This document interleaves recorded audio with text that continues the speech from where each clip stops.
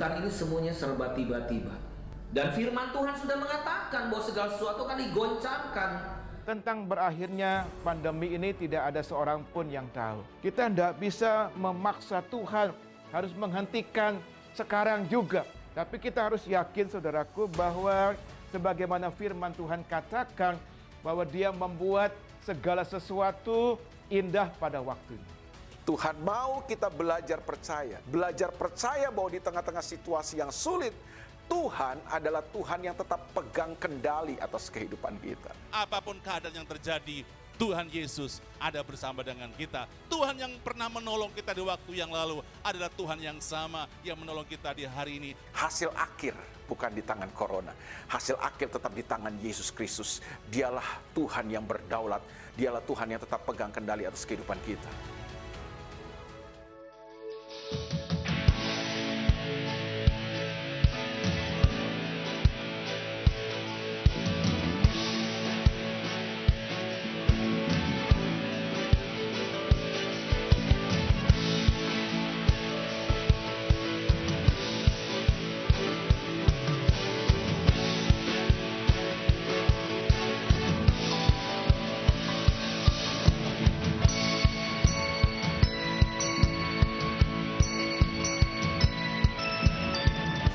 Puji Tuhan, Shalom. Mari kita akan membuka kitab Wahyu pasal yang ke-22 ayat yang ke-7. Rupanya banyak orang Kristen hari-hari ini terkena penyakit kehujanan. Sebetulnya gampang pakai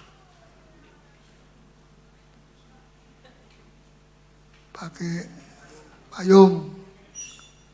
Ya. Wahyu 22 ayat 7. Sesungguhnya aku datang segera. Aku datang kapan? Segera. 1000 tahun lagi. Aku datang Segera. lambat-lambat. Aku datang segera. Ya, ada tekanan segera. Coba lagi sekali tolong baca. Sesungguhnya aku datang segera. Berbahagialah orang yang menuruti perkataan-perkataan nubuat kitab ini. Berbahagialah orang yang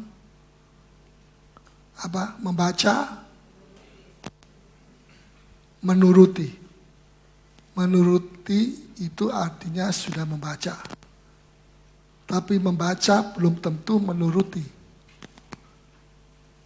Tapi di sini dia katakan berbahagialah orang yang menuruti perkataan-perkataan nubuat kitab ini. Apa saudara sudah menjadi penurut dari kitab Wahyu? Kita sudah 1-2 tahun memeriksa bagaimana keadaan saudara. Saudara merasa bagaimana?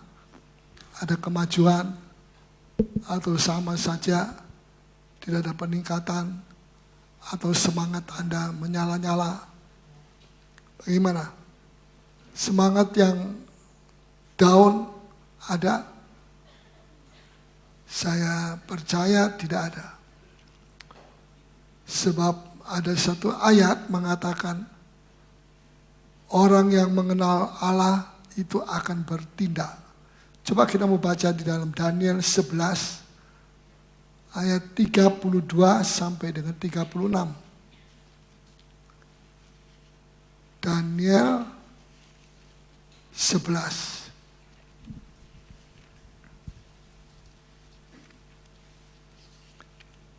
Ayat yang ke-32 sampai dengan 36. Dan orang-orang yang berlaku fasik terhadap perjanjian akan dibujuknya sampai murtad dengan kata-kata licin. Ya, perjanjian P besar akan dibujuknya sampai murtad. Jadi pada saat itu ada banyak orang Kristen yang murtad. Siapa orang Kristen yang murtad itu? Itulah orang-orang yang sudah membuat perjanjian P besar. berarti perjanjian antara dia dengan Tuhan. Itu dibujuknya sampai murtad dengan kata-kata licin. Jadi ini ciri daripada dunia, ciri daripada antikris, supaya orang Kristen itu murtad. Tapi umat yang mengenal Allahnya akan tetap kuat dan akan bertindak. Kuat dan akan bertindak. Ini ayat luar biasa. Ya, kita melihat dari ayat 31 sampai 32 bagian A, tampaknya seperti banyak orang beriman sudah jadi loyo. Tetapi di sini dikatakan umat yang mengenal Allahnya akan tetap kuat. Ini luar biasa. Akan tetap kuat. Katakan sama-sama. Akan tetap kuat. Ya, sebab menghadapi zaman antikris, kalau tidak kuat, ya namanya murtad seperti dikatakan tadi di sini.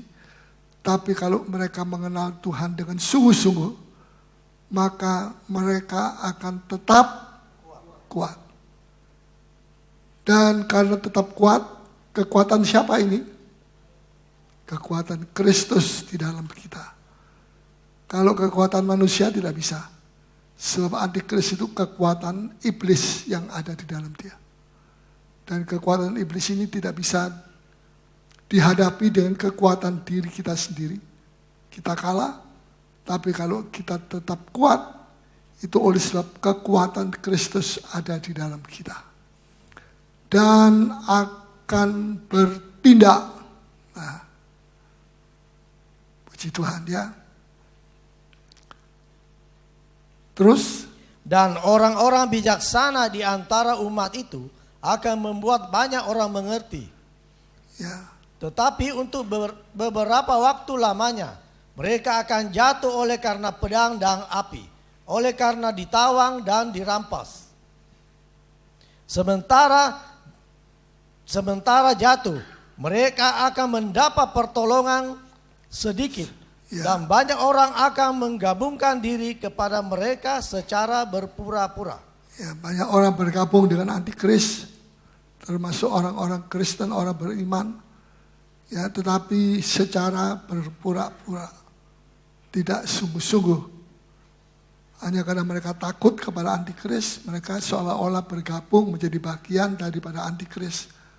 Tetapi mereka cuma berpura-pura. Ayat 35. Sebagian dari orang-orang bijaksana itu akan jatuh. Nah, pada saat itu nanti sebagian dari orang-orang yang dipakai Tuhan, orang yang bijaksana, orang yang kepercayaan Allah, itu akan jatuh.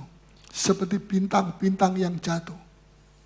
Ya, kenapa kok banyak pemimpin jatuh? Ya, sebab sudah disebutkan di sini.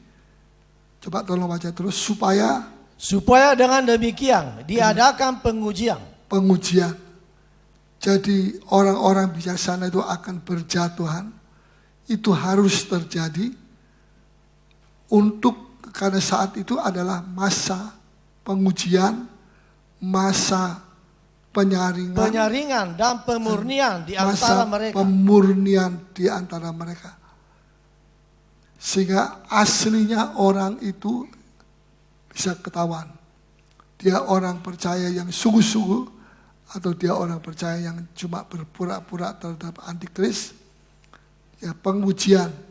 Semua itu terjadi untuk pengujian. Kita akan diuji. Ya, bukan cuma saudara, saya juga diuji. Bukan cuma guru-guru teologi, guru sekolah minggu atau gereja anak juga akan diuji. Semua akan mengalami ujian. Jadi marilah kita mengenal Tuhan dengan sungguh-sungguh supaya kita tetap kuat dan bertindak. Ya. Pengujian artinya diuji, penyaringan artinya dibersihkan, disaring, ya, yang tidak berguna dibersihkan, dikeluarkan. Dan yang ketiga terjadi pemurnian. Itu seperti emas yang dimasukkan dalam api, dimurnikan sampai 24 karat. Baru kemudian dikeluarkan dari. Jadi 3 perkara ini harus kita lalui. Pengujian. Kedua apa? Penyaringan. Ketiga apa? Pemurnian. 3 perkara. Apakah saudara sudah siap? Siapkah Anda menghadapi 3 macam ini? Pengujian. Oh, ini cuma untuk pendeta-pendeta semua. Pelayan-pelayan juga. Penyaringan. Disaring. Kelihatannya sungguh-sungguh tetapi ternyata tidak. Dibersihkan penyaringan. Ya, ini sebuah ayat yang kurang enak untuk kita telusuri, untuk kita baca. Tapi enak atau tidak enak, kita harus tahu. Kita harus diajar untuk mengetahui apa yang akan terjadi. Sebab kalau saya sebagai pemimpin dan para pemimpin gereja yang lain tidak menjelaskan kepada umatnya apa yang akan terjadi, 3 perkara ini, maka tanggung jawab akan diminta dari saya. Mengapa tidak diajarkan? Mengapa cuma diajarkan berkat, akhirnya tertimbun dengan berkat, mati dalam berkat. Tapi begitu antikris datang, dia tidak tahu apa yang akan terjadi. Sebab itu dia tidak siap diuji, dia tidak siap disaring, dia tidak siap dimurnikan. 3 perkara. Apa yang pertama tadi? Siap diuji. Yang kedua siap disaring. Yang ketiga siap dimurnikan. Saya cuma mau 2 saja dimurnikan, saya tidak mau panas, terlalu panas. Tidak bisa. Kita tidak bisa tawar-menawar. Ini harga mati. Kalau saudara mau keluar dari zaman Antikristus sebagai pemenang, saudara harus diuji, disaring, dimurnikan seperti emas. Kalau emasnya masih baru 22 karat, belum selesai. Ya, karena itu ada banyak orang bilang, kenapa orang itu mengalami begini, begitu. Kenapa itu hamba Tuhan mengalami ini, itu dan sebagainya. Proses pemurnian belum selesai. Itu jawabnya. Kok diam semua, tidak ada? Saudara melek mata? Sudah makan? Mungkin cipul. Siap dengan 3 perkara. Kalau 3 perkara ini datang dan Anda tidak siap, bukan salah saya. Karena saya sudah menyampaikan, bersiap, bersiap. Ini orang-orang yang bijaksana bisa jatuh. Apalagi jemaat biasa bisa jatuh. Ya, tetapi kita tidak usah takut sebab dikatakan siapa yang mengenal Allah, dia akan bertindak. Terus silakan baca. Sampai pada akhir zaman. Sebab akhir zaman itu belum mencapai waktu yang telah ditetapkan. Ayat yang ke-32. Dan orang-orang yang berlaku fasik terhadap perjanjian akan dibujuknya sampai murtad dengan kata-kata licin. Jadi orang-orang yang berlaku fasik, ya, yang berlaku penipuan, menipu terhadap perjanjian, itulah perjanjian kita dengan Kristus, akan dibujuk oleh antikris sampai orang-orang itu murtad, tidak mengaku Yesus. Dengan kata-kata licin, terus tetapi umat yang mengenal Allahnya, tapi umat yang beriman yang mengenal kuat. Allahnya akan tetap kuat. Bukan akan kuat, sudah kuat, tetap kuat. Apa artinya dikuatkan tapi tidak tetap? Jatuh bangun. Sebab di sini saya suka sekali dengan kata tetap kuat. Sampai pengujian itu selesai. tetap kuat sampai penyaringan itu selesai. Ya, tetap kuat sampai pemurnian emas 24 karat itu selesai. Ini sangat penting sekali. Ya, sebab saudara, manusia boleh omong apa saja, boleh berbicara apa saja.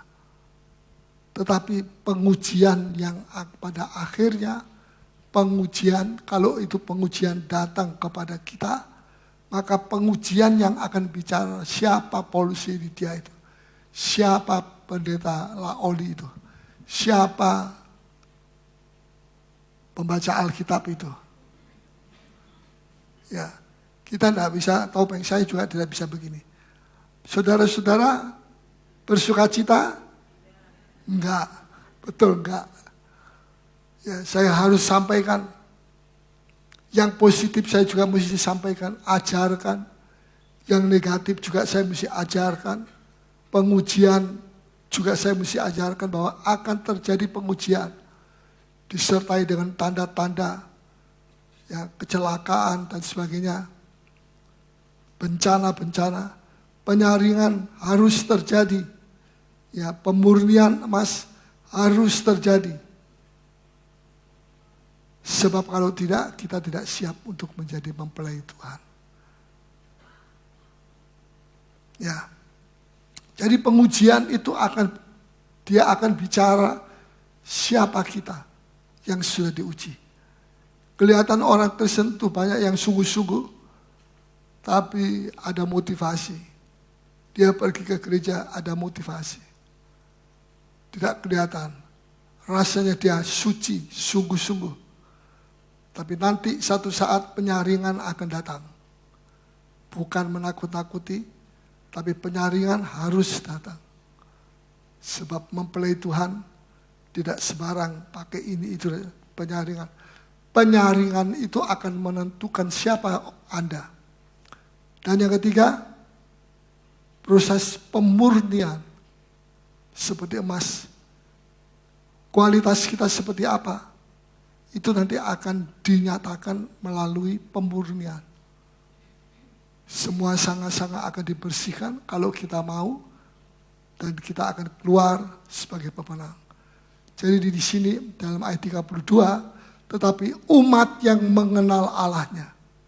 Saudara kenal Allah?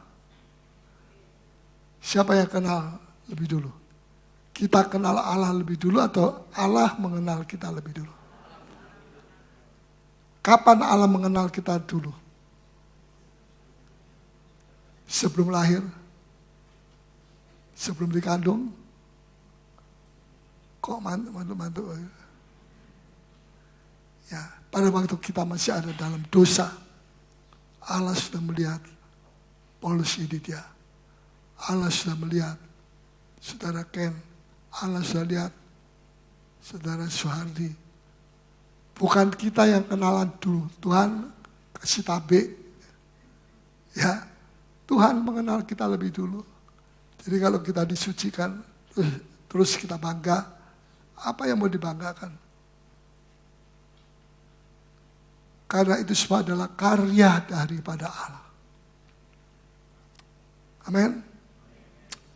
Nah, selanjutnya,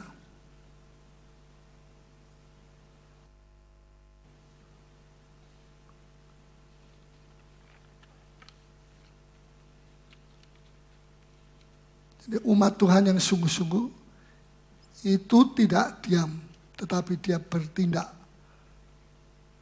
Umat yang mengenal Allahnya akan tetap kuat dan akan bertindak. Bertindak apa? Siapa tahu bertindak apa? Banyak orang tahu bahwa dia harus bertindak, bertobat. Tapi dia tidak mau bertindak, bertobat, dia masih ulur-ulur waktu. Nah, itu namanya dosa. Dosa itu adalah sesuatu yang seharusnya kita tidak lakukan, tapi kita melakukan. Seharusnya kita bertobat, ya, tapi kita tidak mau bertobat, maka itu adalah dosa. Tapi orang yang mengenal Allahnya akan tetap kuat dan akan bertindak. Ya, mestinya dia lahir baru, dia sudah berapa tahun jadi orang Kristen. Usia lahir baru, tapi dia tidak bertindak. Dia tetap seperti dulu. Saudara, kita tidak boleh main-main dengan Tuhan. Kita tidak boleh main-main dengan waktu yang ada ini. Sebab waktu ini sangat sempit sekali. Kita beribadah bukan untuk show, untuk ditunjukkan kepada manusia bahwa kita bisa, mampu dan sebagainya. Tuhan lihat dalam ibadah kita, hati kita lebih dulu. Hati kita sungguh-sungguh atau tidak. Atau ada motivasi. Ya. Banyak orang Kristen tahu apa yang harus dia lakukan.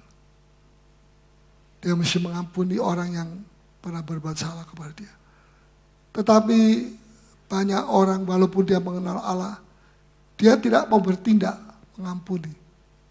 Itu adalah dosa. Seperti dikatakan di sini, umat yang mengenal Allahnya akan tetap kuat dan akan tetapi sudah ikut Tuhan berapa tahun? 50 tahun.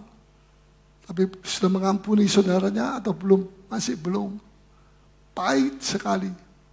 Dan sebagainya. Nah, dia mengatakan aku mengenal Allah. Tapi dalam Matius 7 dikatakan Allah bilang aku tidak kenal siapa orang ini. Walaupun orang ini bilang saya kenal Yesus.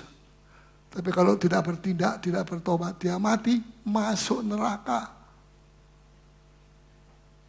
Justru kalau dia mengenal Yesus, dan dia tidak mau bertindak, hukumannya 2 kali lipat.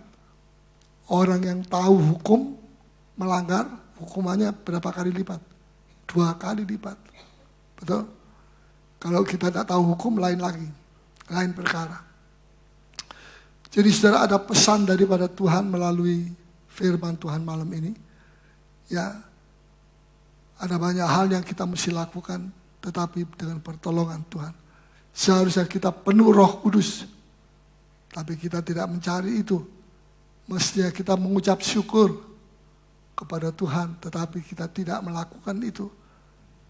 Tidak bertindak, seharusnya kita setia, tapi kita tidak bertindak. Ada banyak orang Kristen yang tahu banyak perkara tetapi tidak bertindak. Bible bilang hari ini jikalau engkau mendengarkan suaraku, jangan mengeraskan hati. Amin. Nah, apa gunanya kita mendengar. Kita tahu, kita diajar, dan memang seharusnya kita tahu. Sebab kalau kita tidak mengerti apa-apa firman Tuhan, kita tidak mengerti kebenaran.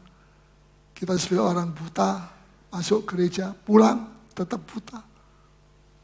Sebab itu firman Tuhan ini harus dibukakan, tidak boleh dimeteraikan, dibukakan, supaya diajarkan kepada kita, supaya kita tahu apa yang akan terjadi, apa yang harus terjadi, dan bagaimana kita ini. Apa yang kita mesti lakukan. Mari kita baca kembali di dalam Wahyu pasal yang ke-22. Pasal terakhir tadi, ayat yang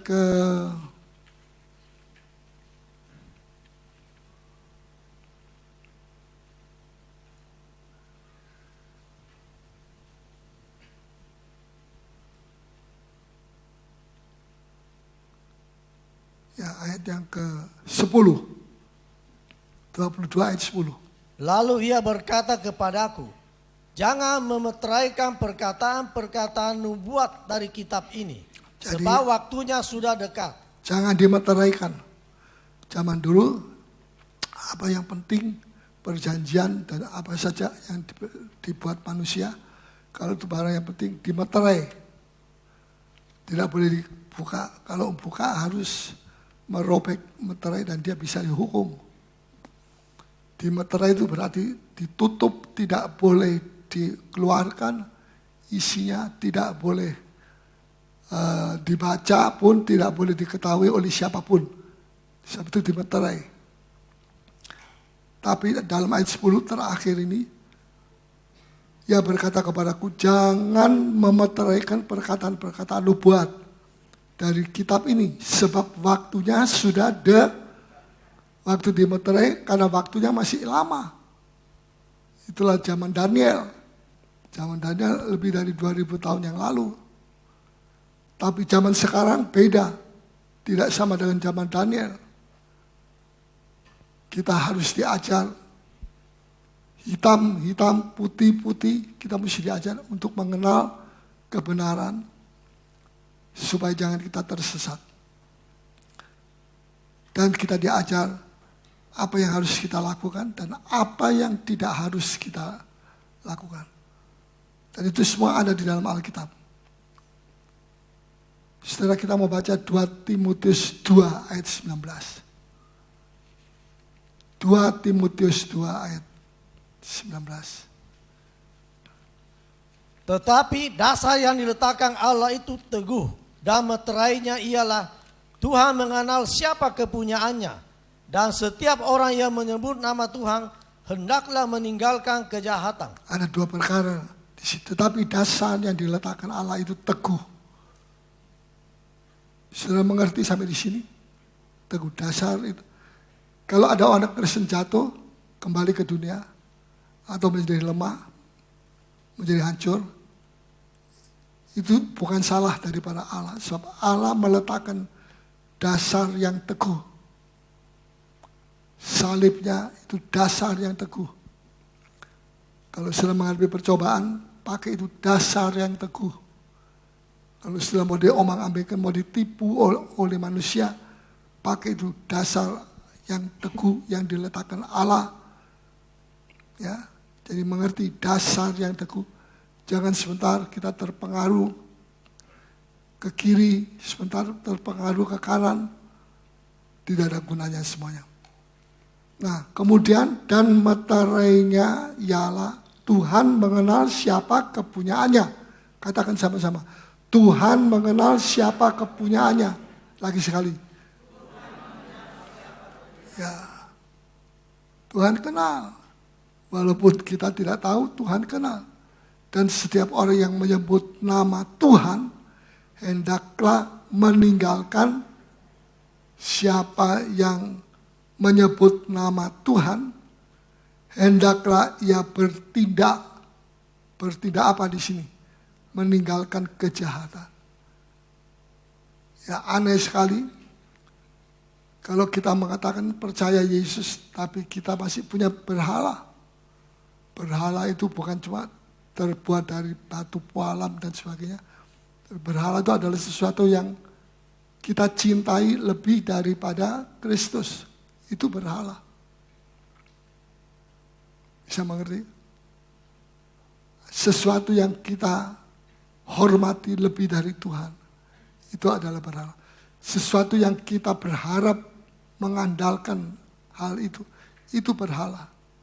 Sebab kita tidak boleh berharap kepada siapapun kecuali kepada Allah. Kalau Allah memakai seseorang, itu hanya untuk sementara. Orang itu bukan sumbernya daripada ini. Tuhan sumber pertolongan. Adapun Tuhan bisa pakai manusia, lain kali Tuhan bisa pakai keledai. Ingat keledai Balhum. Lain kali Tuhan bisa memakai burung gagak, membawa roti tiap hari. Ya, dan sebagainya, dan sebagainya. Nah, yang penting kita berharap kepada Tuhan. Kita tidak mengelus-elus burung gagaknya. Kita tidak puji, aduh burung gagak kamu hebat sekali. Hitammu bagus sekali, padahal hitamnya jelek. Ya, bukan kepada manusia yang harus kita puji, tapi kita harus puji Tuhan. Allah kita yang hidup selama-lamanya. Nah, sudah waktunya kita tidak cuma mengatakan, saya mengenal Tuhan. Tapi tidak bertobat. Tidak melakukan firman Tuhan dalam hidupnya sehari-hari. Bahkan bertentangan dengan firman Tuhan. Tidak setia. 10 perkataan, 9 dusta. Yang ke-10 dusta putih. Hukumannya sama. Saudara, Tuhan mau supaya kita, coba tolong bacakan lagi ayat 19. 2 Timotius 2 ayat 19. Tetapi dasar yang diletakkan Allah itu teguh dan Teguh. meterainya ialah Tuhan mengenal siapa kepunyaannya. Misalnya ini meterai, dimeteraikan. Namanya apa meterai itu? Tuhan mengenal siapa kepunyaannya. Kalau Anda kepunyaannya Tuhan, Tuhan kenal Anda. Jangan takut Tuhan nanti ini terbalik. Ya, tidak. Tuhan tidak bisa salah. Tuhan mengenal siapa kepunyaannya. Terus dan setiap orang yang menyebut nama Tuhan hendaklah meninggalkan kejahatan. Ini yang Tuhan mau. Bukan cuma bilang saya kenal Tuhan, tapi dia ada dalam api neraka karena dia tidak melakukan tugas, tidak melakukan kesetiaannya. Ya, di sini dikatakan setiap orang yang menyebut nama Tuhan, jadi yang mengaku bahwa dia adalah milik Tuhan, Tuhan milik dia, hendaklah meninggalkan kejahatan. Ya, jadi kalau sudah mau dikenal oleh Tuhan, hendaklah meninggalkan kejahatan. Jangan hari Minggu saja tidak berbuat jahat, hari Senin jahat lagi. Ini penting untuk kita ketahui. Banyak orang Kristen diberkati sangat, itu baik, itu penting berkat. Tetapi selama dia diberkati, dia tidak pernah bertindak untuk memberkati orang lain. Itu sama dengan ayat tadi. Tidak bertindak. Kita mesti bertindak. Kalau ada pengumuman untuk sembako, mari saya undang saudara memberi seberapa saudara digerakkan hati oleh Tuhan. Sebab mumpung sekarang ini waktunya masih ada, walaupun sempit, sudah sempit sekali. Marilah kita berbuat sesuatu untuk Tuhan. Dalam Wahyu 22 ayat 7, coba tolong bacakan. Sesungguhnya aku datang segera. Aku datang segera, sesungguhnya. Pakai kata sungguh lagi. Apakah Tuhan pernah berkata tidak sungguh-sungguh? Tidak. Selalu apa yang Tuhan ucapkan itu sungguh-sungguh.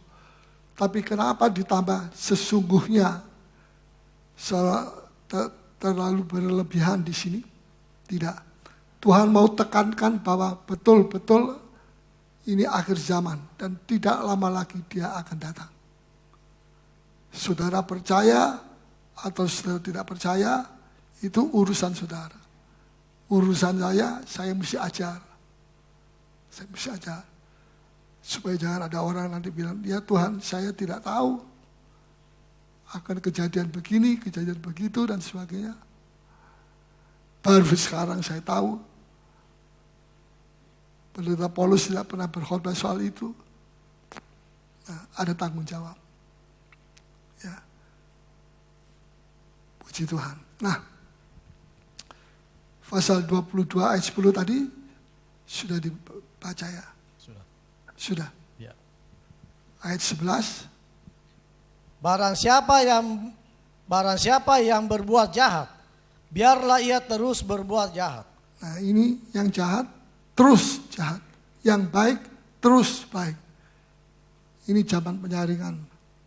Terus, barang siapa yang cemar, biarlah ia terus cemar. ya, Dan barang siapa yang benar, biarlah ia terus berbuat kebenaran. ya. Barang siapa yang kudus, biarlah ia terus menguduskan dirinya. Perhatikan kata terus. Berapa kali terus. Ya, yang berbuat jahat, biarlah terus berbuat jahat. Siapa yang cemar, biarlah ia terus cemar. Barang siapa yang benar, biarlah ia terus berbuat kebenaran. Barang siapa yang kudus, biarlah ia menguduskan diri. Terus menguduskan diri. 4 kali dikatakan terus. Rupanya zaman pertobatan sudah selesai. Manusia tidak bisa memilih lagi. Kalau dia ada di rel kejahatan, dia akan terus berbuat jahat sampai Tuhan datang. Jadi saudara, mumpung ini belum terjadi, mari kita bertobat dengan sungguh-sungguh. Kita berdoa dengan sungguh-sungguh. Jangan kita pikir, gampang, nanti Tuhan tidak bisa disuap. Amin. Loh, ada namanya. Nah, di dalam Amsal 5 ayat 12 sampai 13. Amsal 5 ayat 12 sampai 13. Lalu engkau akan berkata, mengapa aku benci kepada didikan? Mengapa aku benci kepada didikan? Ini perkataan dari seorang pemuda. Ya, dia sebelumnya dididik oleh orang tuanya, tetapi dia tidak mau. Nah, kemudian ada malapetaka yang terjadi. Kemudian dia menyesal, mengapa aku benci kepada didikan? Saya perhatikan, orang sombong itu selalu datangnya terlambat menyesal. Ya, datangnya selalu terlambat untuk menyesal. Itu orang sombong. Dia lihat orang lain menyesal, bertobat. Dia bilang, aku tidak perlu. Aku punya uang banyak dan sebagainya. Jadi itulah sebabnya orang sombong datang selalu terlambat untuk menyesal. Kedatangannya dia terlambat. Tapi orang yang rendah hati bagaimana? Tidak pernah terlambat menyesal. Katakan kiri kanan. Tidak pernah terlambat menyesal. Dia tahu waktunya. Dia menghargai kasih karunia Allah. Dia tahu hari ini jikalau engkau mendengarkan suaraku, jangan engkau mengeraskan hatimu. Dia tahu. Sebab itu sulit untuk menyelamatkan orang sombong kalau dia tidak mau turun menyesali diri segala perbuatan dosa dan sebagainya. Ya. Apa saudara mau terlambat atau tidak? Kalau ke kantor bisa terlambat? Bisa. Karena hujan. Ya. Dengar saudara. Amsal ini menyesal. Mengapa aku benci kepada didikan? Ayat 12. Dan hatiku menolak teguran. Dia menyesal. Mengapa aku tidak mendengarkan suara guru-guruku? Tidak mengarahkan telingaku kepada pengajar-pengajarku. Ini penyesalan semua. Mengapa? Mengapa? Kalau kata mengapa berarti penyesalan. Ayat 13. Mengapa aku tidak mendengarkan suara guru-guruku? Ya, artinya dia menyesal. Sudah perhatikan. Ada penyesalan yang tidak bisa mengubah hidup kita. Penyesalan itu namanya penyesalan sia-sia. Apa itu? Datang terlambat. Menyesal terlambat. Bertobat terlambat. Jadi sekalipun dia mau bertobat tapi tidak bisa. Yang berbuat jahat terus, arahnya terus ke kejahatan. Yang berbuat kebenaran terus kepada kebenaran. Itu Alkitab yang mengatakan. Jadi tidak sembarang waktu kita bisa bertobat. Jikalau saat ini Tuhan panggil banyak jiwa-jiwa untuk bertobat, pakai kesempatan ini. Pakai. Nah, terus ayat berapa sekarang? Ayat 13. Ayat 13. Mengapa? Mengapa aku tidak mendengarkan suara guru-guruku? Bukan karena dia tidak pernah diajar. Dia sudah diajar oleh guru-gurunya yang disewa. Tapi tidak mau mendengarkan suara guru-guruku. Nah, Jadi kesempatan habis. Dia tidak menyesal dan bertobat karena tidak diberi kesempatan, tetapi dia tidak memanfaatkan kesempatan itu. Dia bilang, masih ada waktu, saya masih umur 40, nanti umur 80 baru saya mau bertobat. Umur 45 sudah mati duluan. Ya. Manusia itu begitu sombong, mau hitung-hitungan hari, hitung-hitungan duit dengan Tuhan. Tidak bakal kita menang, kita pasti kalah. Kalau menang berarti Anda lebih dari Tuhan. Mesti ada kursi khusus. Ya, terus? Dan tidak mengarahkan telingaku kepada pengajar-pengajarku. Ada pengajar-pengajar, ada guru-guru. Ya, disiapkan oleh Tuhan. Tapi mereka tidak mau membuka telinga kepadanya dan bertobat. Jadi hati-hati. Kita tidak boleh bermain-main.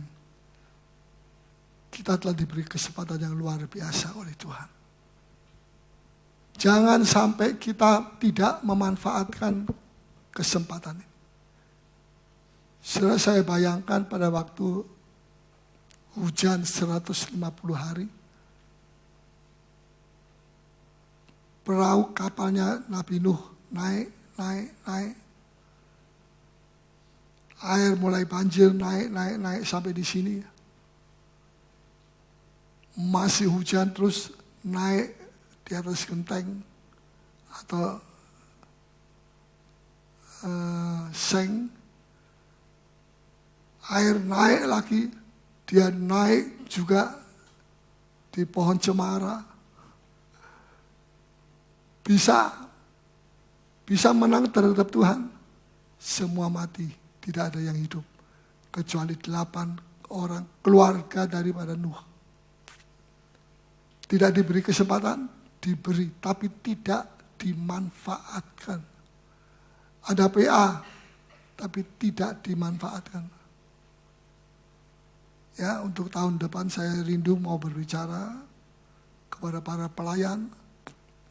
Supaya kita lebih menghargai firman Tuhan. Kita ibadah bukan untuk show dan sebagainya, tidak. Tapi supaya kita lebih mengenal, lebih sungguh-sungguh. Orang-orang itu berteriak, Nuh bukakan pintu. Nuh bilang pintunya ini tidak ada grendelnya. Tidak ada engselnya yang besar. Tidak ada kuncinya. Loh bagaimana? Allah yang tutup sendiri. Dan apa yang Allah tutup tidak ada seorang pun bisa membuka. Nabi Nuh pun tidak bisa membuka. Betul? Tapi siapa yang kalau Allah membuka, tidak ada satu orang yang bisa menutup. Jadi saudara, kita mesti berhati-hati dengan waktu. Ada kesalahan-kesalahan yang bisa diperbaiki. Tapi ada juga kesalahan-kesalahan yang tidak bisa diperbaiki. Kenapa? Waktunya sudah habis. Orang-orang itu teriak-teriak kepada Nuh. Nuh bilang, bye-bye, sayonara. Sambil nangis. Konco-konconya, dari satu titik. Dia bisa selamatkan. Yang bisa selamatkan hanya Allah. Tetapi sayangnya dia bermain-main, tidak memanfaatkan kesempatan itu. Sehingga pintu tertutup tidak bisa dibuka lagi. Mau jadi orang-orang seperti itu? Siapa yang mau jadi Nuh? Angkat tangan. Yang lain mau jadi apa? Sopir? Sipir? Ya.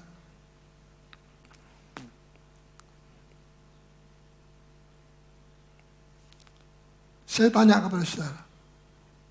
Apa saudara kira orang-orang yang masuk neraka sekarang itu menyesal atau tidak?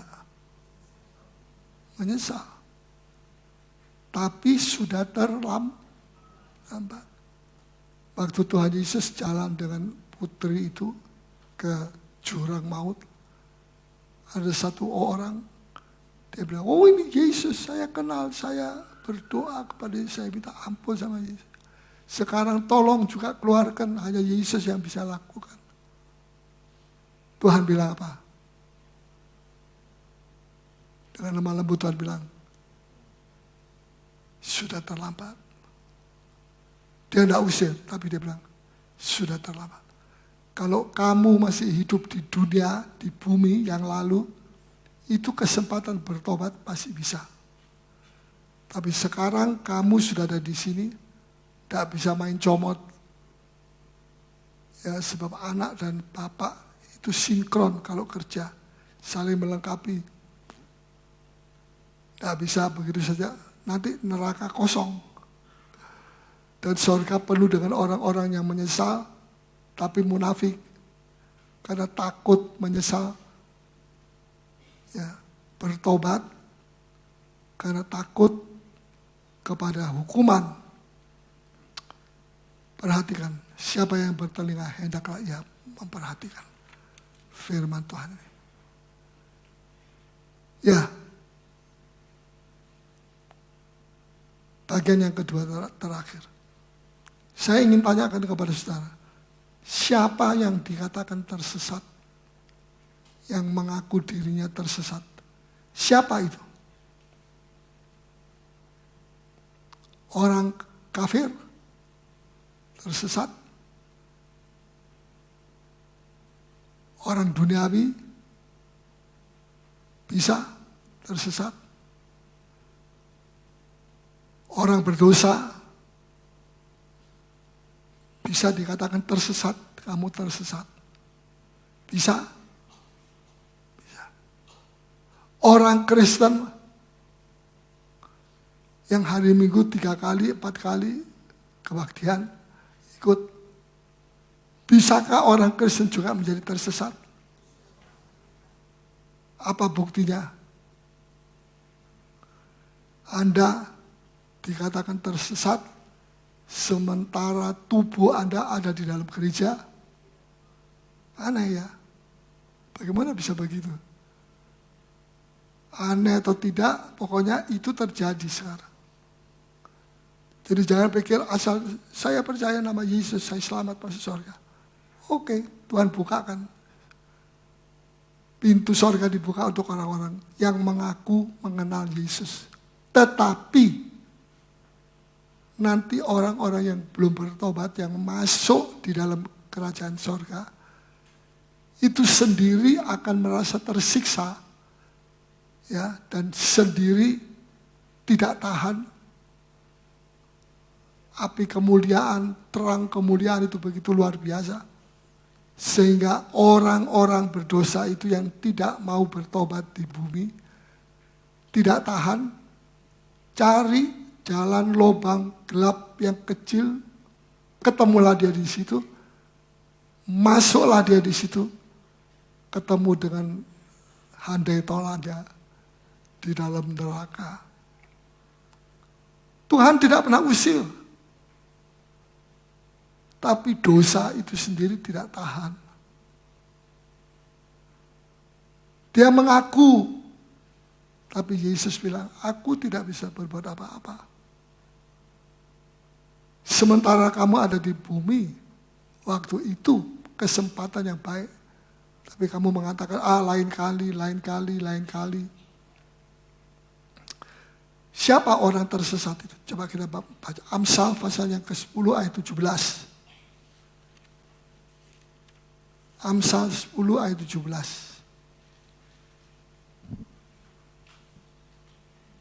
Siapa mengindahkan didikan menuju jalan kehidupan, tetapi siapa mengabaikan teguran tersesat. Betul, itu ya. Siapa mengabaikan teguran tersesat.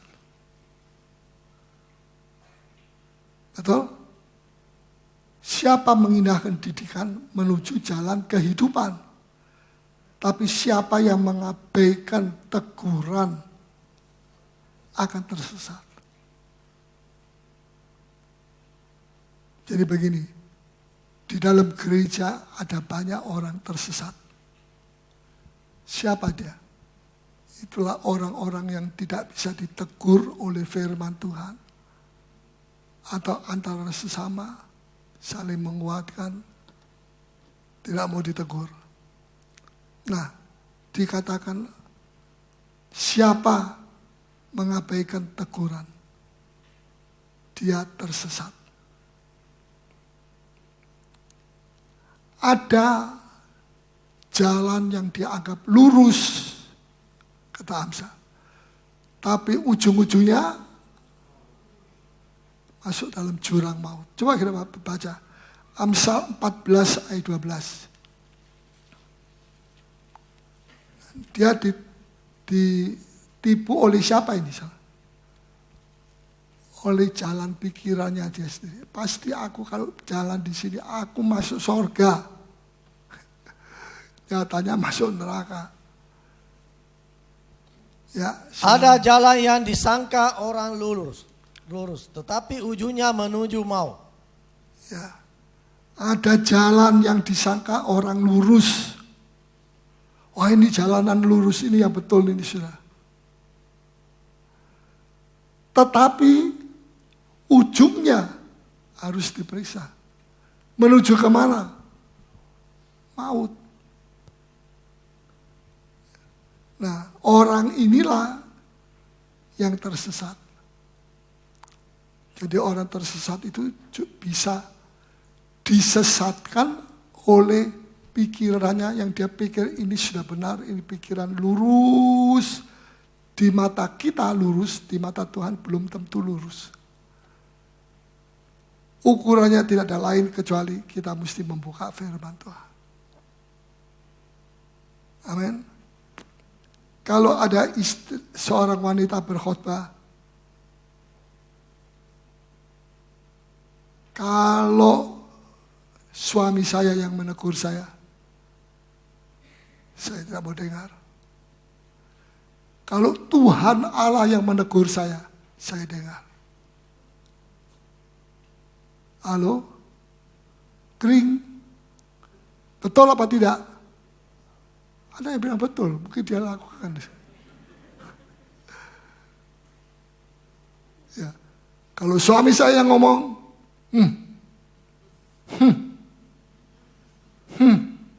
oh macam-macam. Tukang dansa dulu mungkin. Kalau Yesus yang ngomong, baru saya mau dengar. Kalau pendeta yang ngomong, saya tidak mau dengar. Kalau Allah datang langsung ngomong, mati semua kita. Waktu Musa ketemu dengan Tuhan di atas bukit, wajahnya berseri-seri, bukan berseri, bercahaya. Orang Israel sudah tidak tahan. Semua ambil handuk kecil. Maafkan, ini bukan handuk. Karena apa?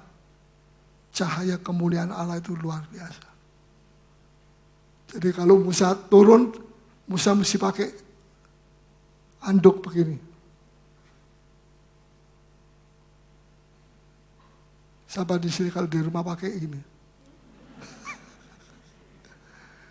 Jangan coba-coba ya.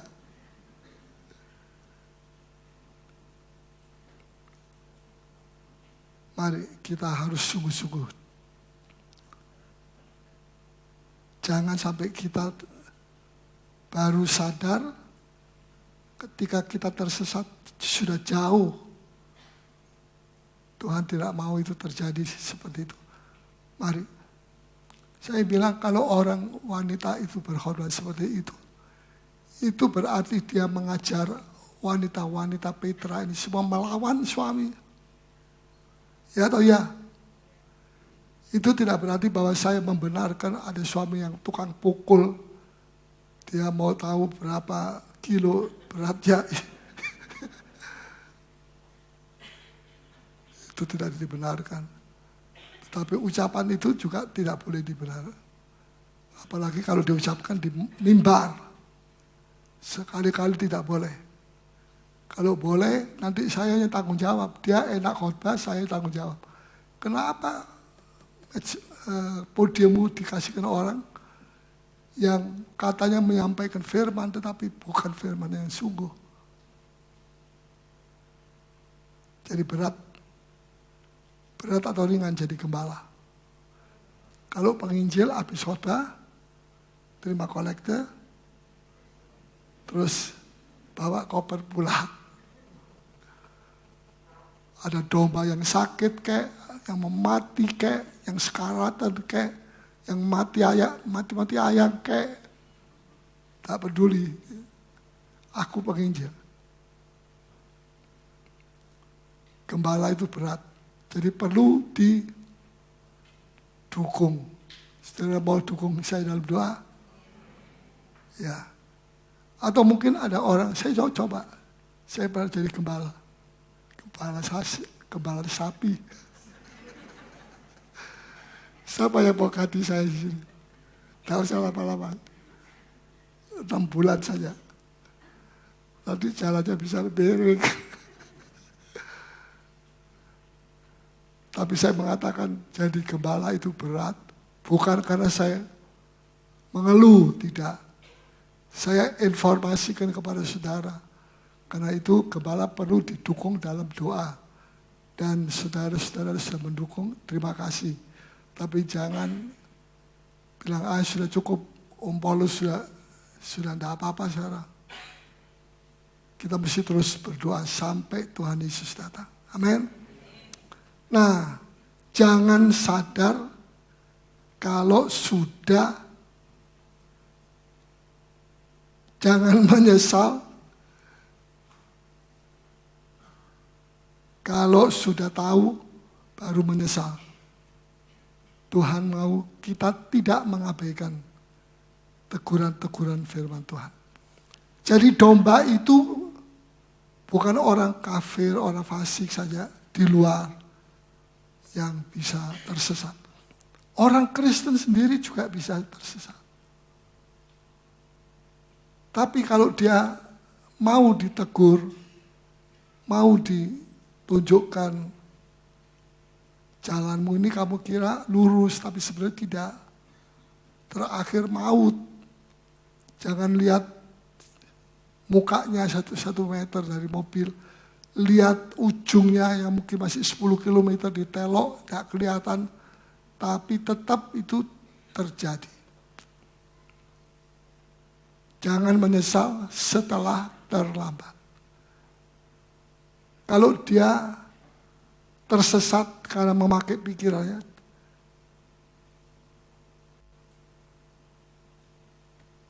itu berarti dia menyesatkan dirinya sendiri. Dengan pikiran yang keliru, dia menyesatkan pikirannya sendiri. Tapi kalau dia bisa disadarkan, maka kita bisa selamatkan dia. Ya, coba kita baca Matius 18. Matius 18. Ayat yang ke-11 sampai 14.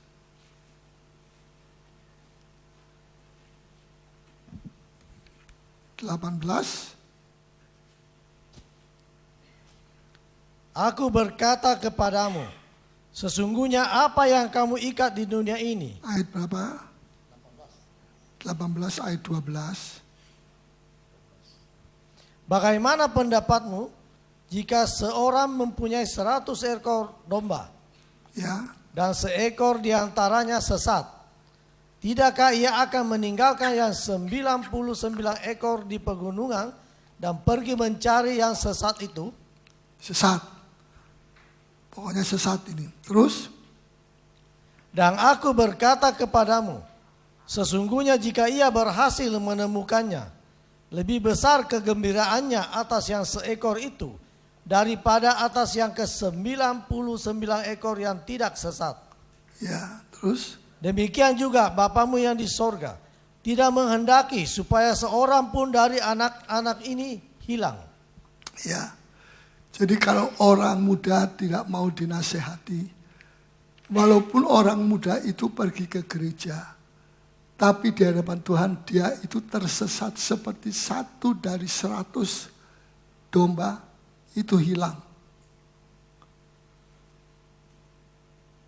Dinasehati dalam arti rohani. Wah, enggak mau.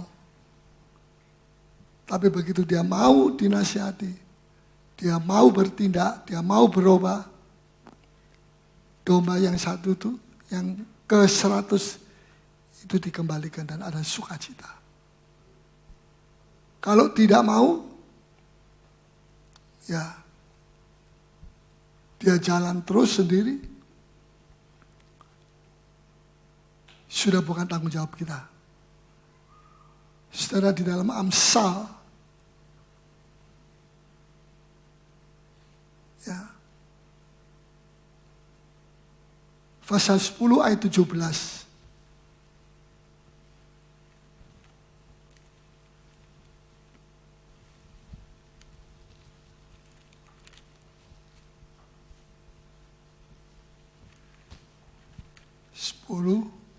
Ayat 17. Siapa mengindahkan didikan menuju jalan kehidupan? Siapa yang mengindahkan didikan menuju jalan kehidupan? Tetapi siapa mengabaikan teguran tersesat? Tapi siapa mengabaikan teguran, dia tersesat.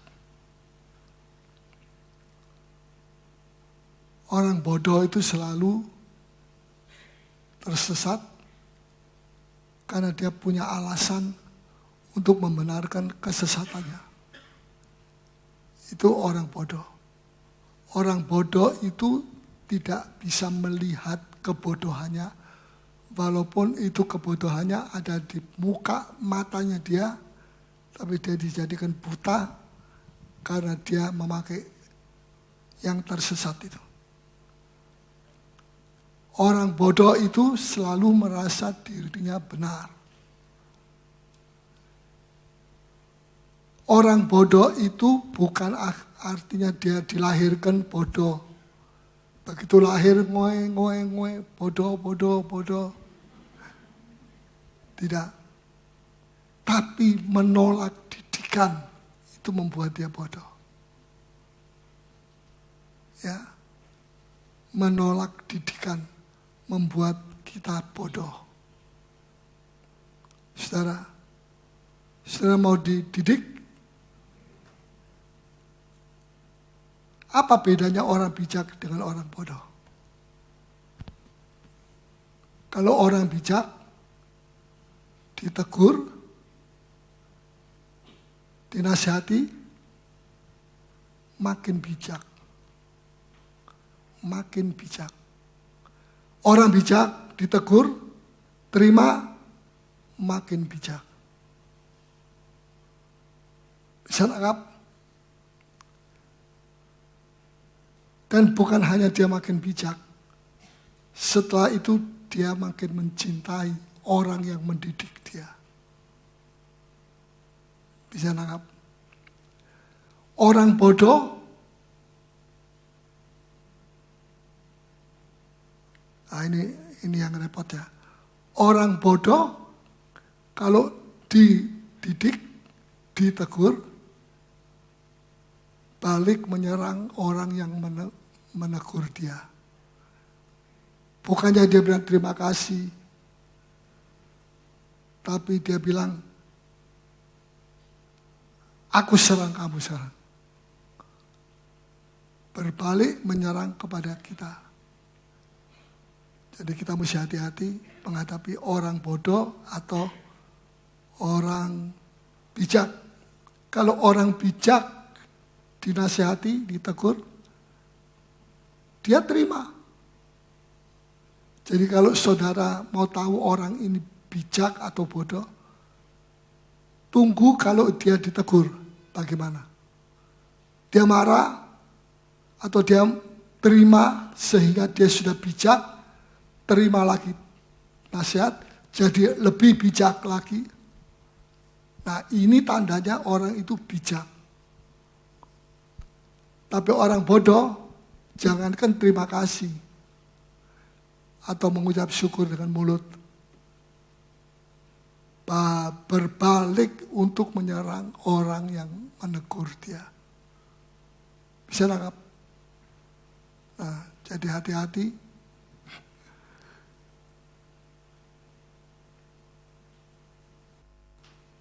Identitas kita itu bisa diketahui dari bagaimana sikap kita. Coba tolong bacakan 99, Amsal 9 ayat 9.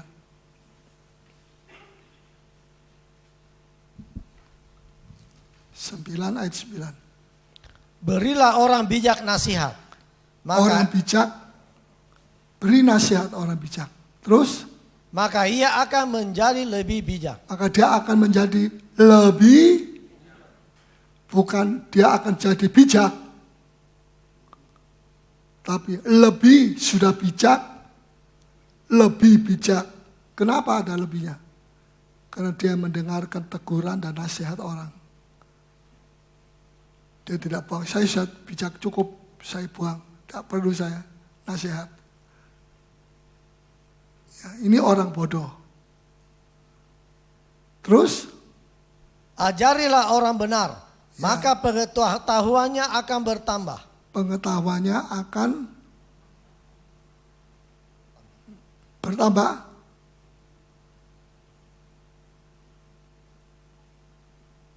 Ajarilah orang benar, maka pengetahuannya akan bertambah. Betul? Jadi menjadi orang benar tidak berarti tidak perlu lagi nasihat. Menjadi orang bijak tidak berarti tidak perlu lagi didikan. Selama kita di dunia, kita perlu pendidikan firman Tuhan. Kita perlu teguran-teguran yang baik, yang sesuai dengan firman Tuhan. Maka bukan cuma lebih bijak orang itu, tapi juga pengetahuannya akan bertambah. Ayat 9b. Lebih bijak, kebijakannya lebih. Tapi tidak cuma itu, pengetahuannya akan bertambah. Saudara, ketika saya masih di Surabaya belum jadi hamba Tuhan, saya adalah ketua kaum muda di sana. Dan selama 7 tahun saya dikembalakan oleh Pendeta Enjono almarhum. Selama 7 tahun itu tidak pernah saya berontak. Tidak pernah saya melawan. Kalau dia memberikan nasihat, saya terima. Walaupun rasanya sakit, tapi sakit ini demi kebaikan saya. Kalau saya mau naik next level, saya mesti tahan untuk mendengar nasihat firman Tuhan. Makanya saya katakan, siapa yang mau ganti saya? Coba silakan. Tidak mudah. Ini hanya oleh kasih karunia daripada Allah. Amin. Mari kita bagi berdiri semakin datang kepada Tuhan.